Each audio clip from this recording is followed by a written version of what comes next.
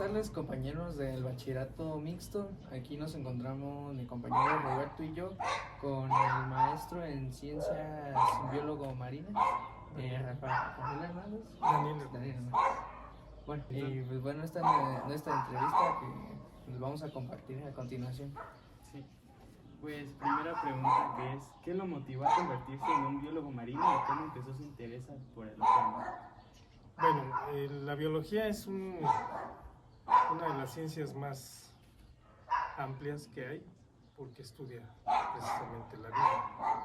Y el motivo de haber estudiado biología marina como tal fue porque a mí me interesaba desde pequeño cómo vivían los peces, cómo se desarrollaban, por qué nadaban, etc. Todas esas preguntas me hacían de pequeño. Y después pues empecé a averiguar cómo podía yo estudiar, en dónde podía yo estudiar. Y es como me empecé a involucrar en la biología. Okay. ¿Y cuál ha sido su proyecto de investigación más interesante? Bueno, he tenido muchos a lo largo de mi vida. Tengo 30 años trabajando en el Instituto Nacional de Pesca. Es el único trabajo que he tenido después de terminar de estudiar.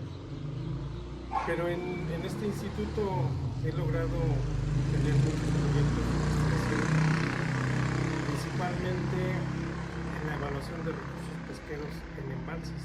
Por ejemplo, el lago de Pátzcuaro, en la ciudad en donde nos encontramos.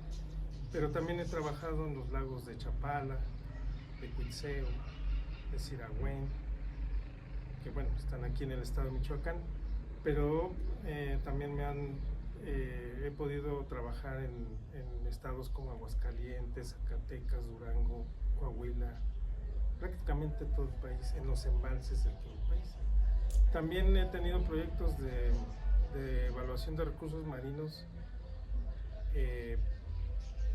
principalmente en la costa. He realizado cruceros de investigación con barcos grandes, con cruceros de duración de 20 a 30 días, en donde evaluamos cuántos recursos hay, cuáles se pueden explotar, cuáles son de interés comercial, cuáles son de interés ecológico. Y con eso obtenemos información para saber cuándo pescarlos, con qué pescarlos y con qué frecuencia pescarlos. Okay. ¿Y qué especie de marinas le fascina más? ¿Qué especies? Prácticamente todas las especies. Son muy interesantes todas las especies, pero hay muchas que tienen características muy específicas. Por ejemplo, los robalos, que viven un momento la gran mayoría de su vida viven en el mar, y cuando se van a reproducir regresan al agua salobre, que es la combinación entre agua dulce y agua marina. Y hay veces que se introducen a las aguas salobres, las aguas dulces, para poder reproducirse y ahí nacer y ocultarse de las presas. Entonces, por eso son animales muy interesantes. Pero hay otros que, por ejemplo, pueden revertir su sexo cuando sienten que su población está reduciéndose. Los machos pueden convertirse en hembras. Por ejemplo, los meros tienen ese tipo de comportamiento. También, bueno, hay muchas especies en los que podemos seguir estudiando muchos años. Entonces, ¿cómo ha cambiado su visión del océano desde que empezó su carrera? Bueno, pues obviamente nunca terminas de estudiarlo, y lo importante es que no dejes de preguntarte hacerte nuevas preguntas, decir, si ya encontraste una respuesta, pues volver a continuar respondiendo, preguntándote qué pasaría si extraemos este recurso así o asado. Depende, ¿no? También todos los recursos tienen sus cambios. Entonces, pues nunca se va a acabar la investigación. Eso es lo importante, que uno tenga esa, esa inquietud de estar preguntándote siempre cómo poder mejorar el ambiente y cómo poder mejorar los sistemas de captura. Ok. ¿Y qué impacto cree que tiene el cambio climático en los ecosistemas marinos? Es muy importante, el cambio climático siempre ha existido en la Tierra. Como biólogo, pues hemos estudiado todos esos aspectos, y los cambios climáticos siempre han existido desde que se formó la Tierra. Son periodos, los cambios climáticos son de periodos muy amplios, muy grandes. Ahorita a lo mejor nos está tocando uno que está en un proceso evolutivo un poquito retardado, pero sí impacta, obviamente impacta a todas las especies, tanto marinas como terrestres. Y como nosotros no podemos ver los recursos, o sea, no los podemos contar tal cual en el mar, como aquí, que si tuvieras en un campo 100 vacas, pues tú sabes, puedes contarlas, ¿no? Y saber para dónde van, si van a pastorear aquí o van a pastorear allá. Los peces no los puedes ver. Entonces lo que tenemos que hacer son estimaciones. Es un poco más complicado porque se utilizan matemáticas, se utilizan modelos matemáticos para poder estimar por qué se mueven, hacia dónde se mueven los bancos de peces y cómo le pueden hacer los pescados para accesar a ellos. Y si de verdad los afecta el cambio climático, ¿sí? O sea, por ejemplo, ahorita está elevándose la temperatura. ¿Qué está pasando? Tenemos que averiguar qué está pasando, cómo se mueven los recursos, hacia dónde se van, a las zonas frías, a las zonas templadas, a dónde hay más alimento, a donde no hay más alimento. ¿Sí? Tenemos que estar averiguando todo eso. Entonces, ¿ha tenido alguna experiencia cercana o peligrosa con animales marinos? No, afortunadamente nunca hemos tenido ningún problema con animales peligrosos. Pues es que en los cruceros y en todos lados, pues sí, se llegan a pescar tiburones, rayas, mantarrayas, morenas, animales que sí te pueden morder o lastimar, pero los sistemas de pesca son seguros para el ser humano, entonces no es tan complicado, no es tan peligroso. Sí. ¿Cómo cree que la ciencia pueda avanzar al punto de poder traer de la extinción alguna especie? Por ejemplo, no sé si lo de hace poco que pasó con lo de la vaquita marina, que me parece que se extinguió. ¿Usted cree que puedan volver? Bueno, todavía está incierto que se haya extinto la vaquita marina. El instituto en donde yo trabajo, hay compañeros que se dedican a estar averiguando dónde están las poblaciones, cómo se están comportando, si de verdad se está extinguiendo o no. Sí hay menos ejemplares, pero la ciencia así tal cual, sí puede, claro que puede apoyar. Ahora, con el avance que se tiene, sí han habido clonaciones, por ejemplo, de organismos. Lo hemos visto en organismos terrestres principalmente, pero no son muy exitosos. ¿Por qué? Porque una clonación no es prácticamente hace replicar al organismo tal cual. Entonces se pierde la diversidad genética que hay en un organismo, y al quererse reproducir de manera natural con otro, pues prácticamente es imposible. ¿Usted como biólogo nos podría recomendar algún libro que haya leído? Bueno, es que hay muchos libros que, como para introducirte a la biología, no hay uno específico. Tienes que leer de muchos autores, pero uno de los que más me gustaron y es de ciencia ficción, en realidad no es de biología, o sea, como de estudio, etc. Hay un autor que se llama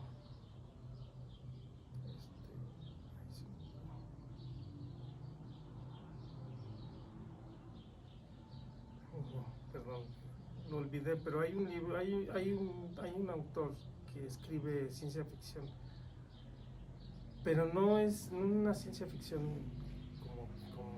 como el Star Wars, es ciencia ficción basado en la ciencia, o sea, como que escribe un poco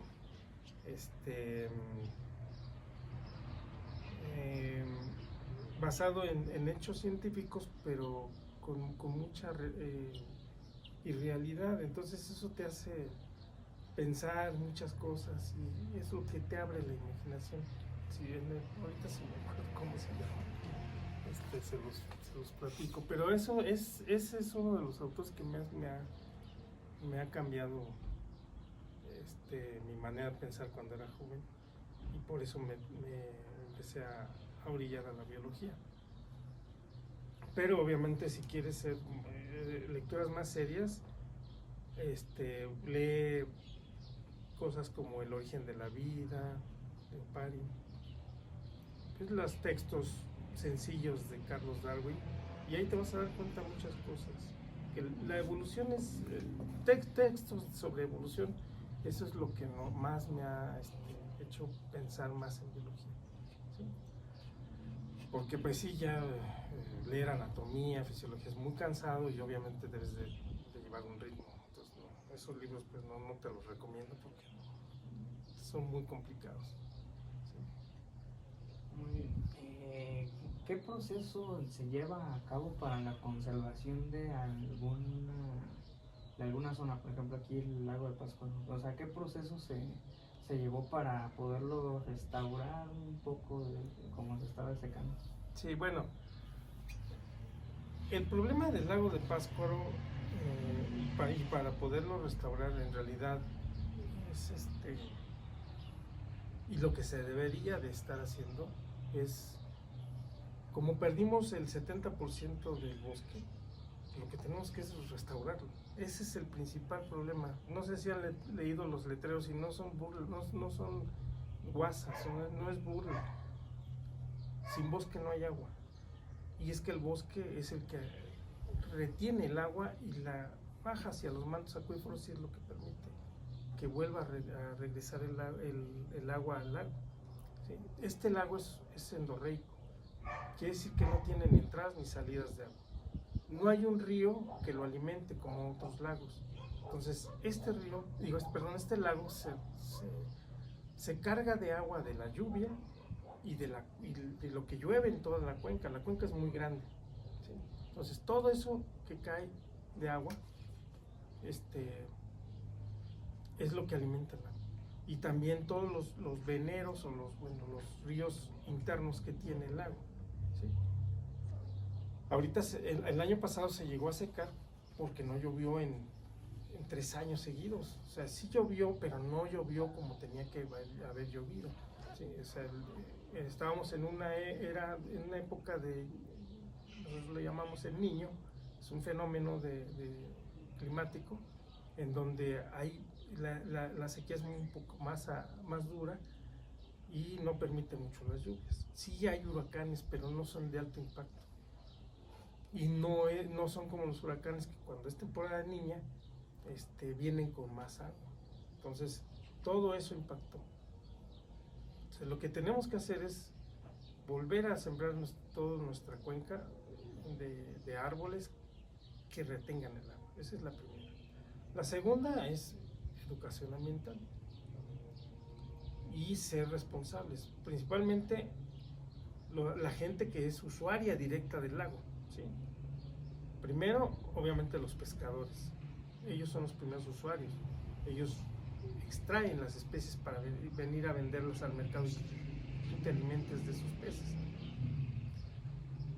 Pero también usan el agua, ¿sí? Y hay gente que extrae mucha agua. Se han llegado a localizar tomas de agua de hasta 10 pulgadas. Eso mata al lago.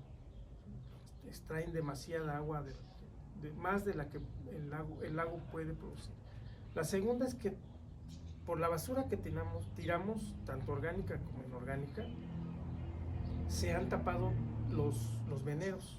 Los veneros son aguas internas que están brotando normalmente en el lago.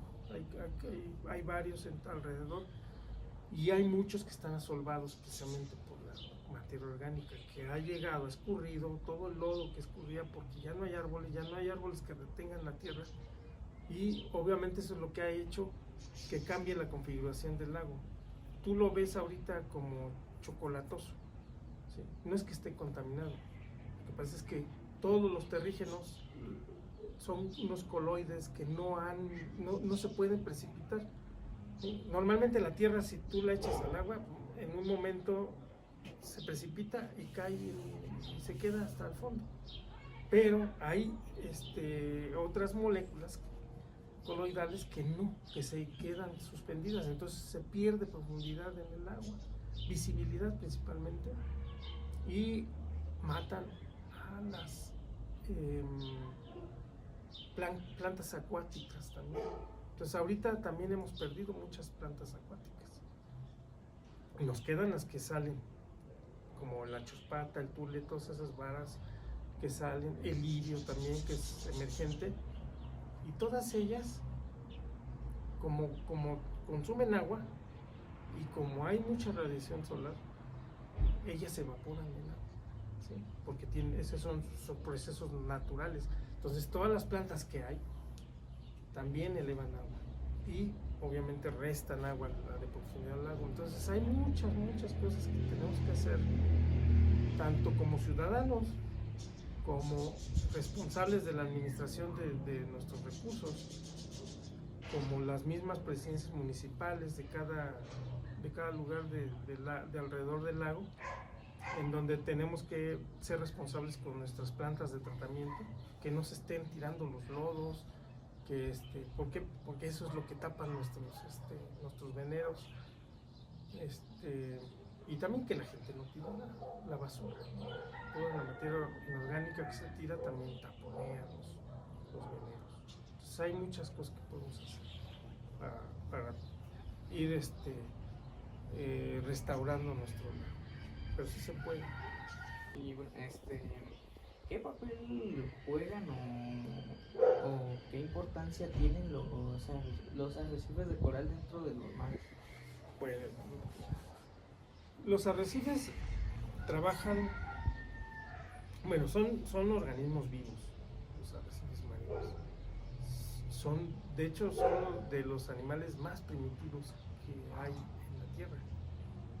Y se formaron en muchos años, en muchos millones de años, y son barreras naturales en el mar, que además de que permiten la ola, la dinámica de la ola, además, impiden que los huracanes lleguen con mucha fuerza a la tierra. Entonces, tienen muchos beneficios tener arrecifes en el mar. También dan vida. Como son organismos pequeños y son simbiosis entre varias bacterias, hongos, de todo, dan vida porque son alimento para muchos peces. Y esos a su vez son alimento para otros más.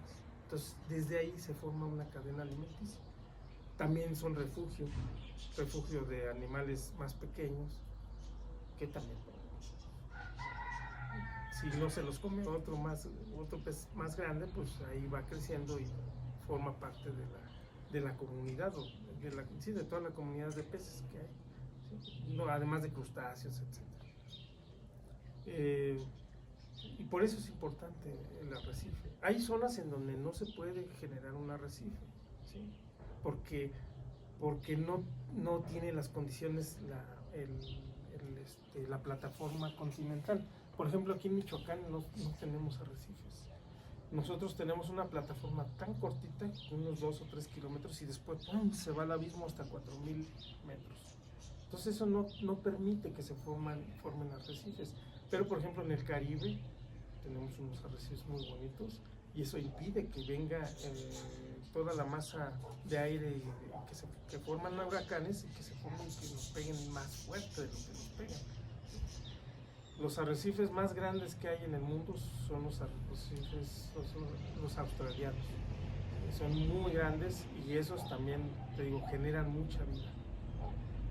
Entonces, esa es la ventaja de tener aguas. ¿Usted qué opina sobre la vida marítima de hace muchos años? Por ejemplo, de la existencia de los megalodones o animales así grandes. Sí. Esa es una buena pregunta. Debemos tener en cuenta que la evolución de las especies, o cada especie tiene un principio y un fin. Cuando teníamos esos organismos, nosotros ni existíamos como tal, como seres humanos. Se fueron extinguiendo por presiones. Por ejemplo, hubo un cambio climático en algún momento de la vida hace millones de años, y fueron extinguiéndose esos animales tan grandes que existían. Pero ese es un proceso natural, es un proceso evolutivo, ¿sí? Después de esas emergieron otras especies que estaban prácticamente sometidas por esas especies tan grandes, y empezaron a poblarse y a cambiar y a evolucionar. Y es por eso que empezaron a formarse pues todos los animales terrestres también, ¿sí? Todo parte del mar, toda la vida, ¿sí? Hay una teoría en donde existe un caldo evolutivo donde se forma la primera célula, fue en el mar.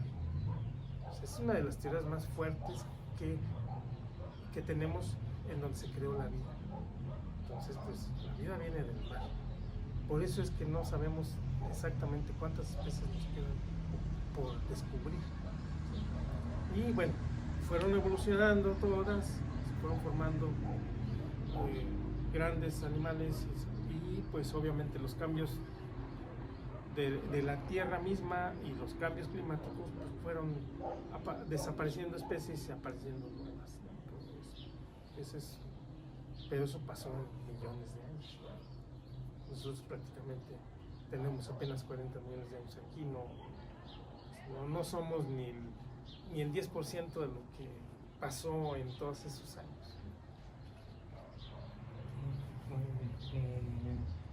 ¿Qué se necesita para elaborar una expedición, ya sea marítima o en algún lago, lugar así cerca? O sea, ¿cuál es el proceso a seguir para investigar?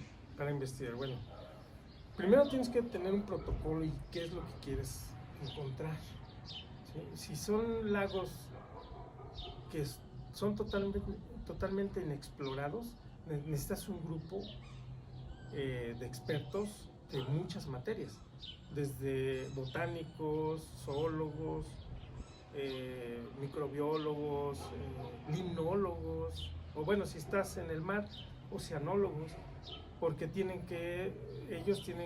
cada quien en su campo tiene que ir determinando cómo está el proceso en cada lago, en cada pedazo de mar, etc. ¿Sí? Obviamente eso requiere mucho dinero. ¿Sí? Todas las expediciones que se hicieron hace muchos años requirieron de aportaciones muy fuertes, la daban las empresas que más dinero tenían.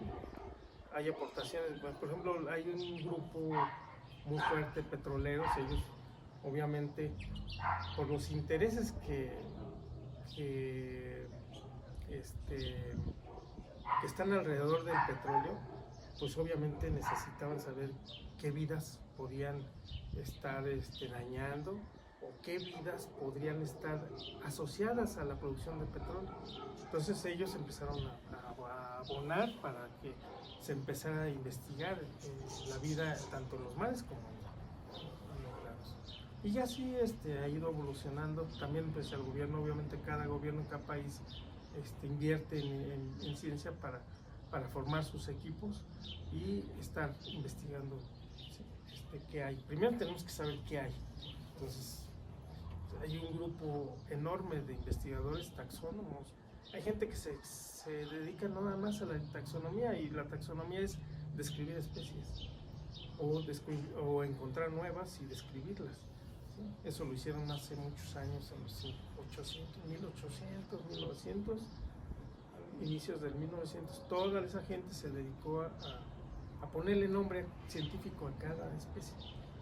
Entonces, pero pues obviamente es un trabajo muy grande, muy amplio, de muchos años, se necesita mucho.